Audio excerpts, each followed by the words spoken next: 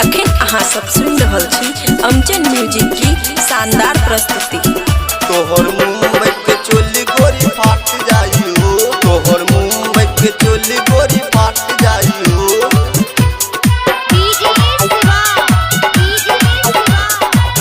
खुशी recording studio बलुआहा।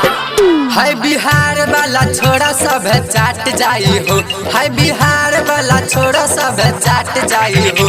तोहर मुंबई के चोली गोरी फाट जाई हो, तोहर मुंबई के चोली गोरी फाट जाई हो। हाय बिहार वाला छोरा सब चाट जाइयो, हाय बिहार वाला छोरा सब चाट जाइयो।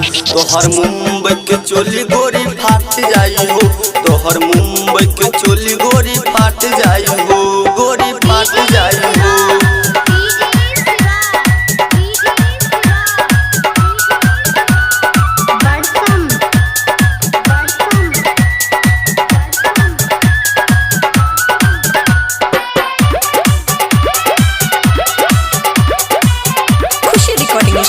बलुआहा।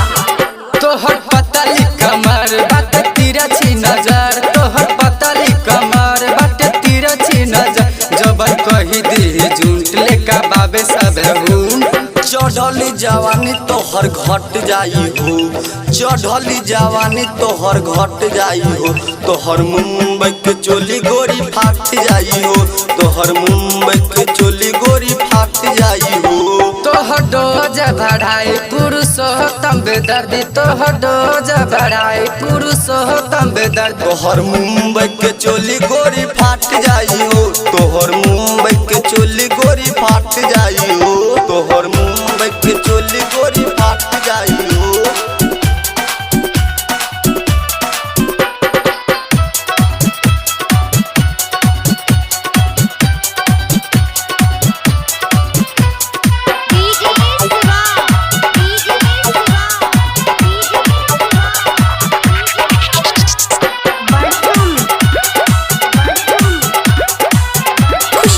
स्टूडियो बलुआहा।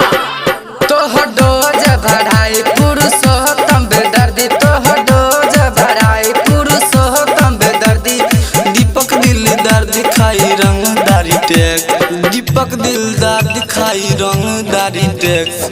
अमित मनोहर तोरा साथ जाई हो, तोहर मुंबई के चोली गोरी फाट जाई हो, तोहर मुंबई के चोली गोरी फाट जाई हो। हाय बिहार वाला छोरा सब चाट जाई हो, हाय बिहार वाला छोरा सब चाट जाई हो।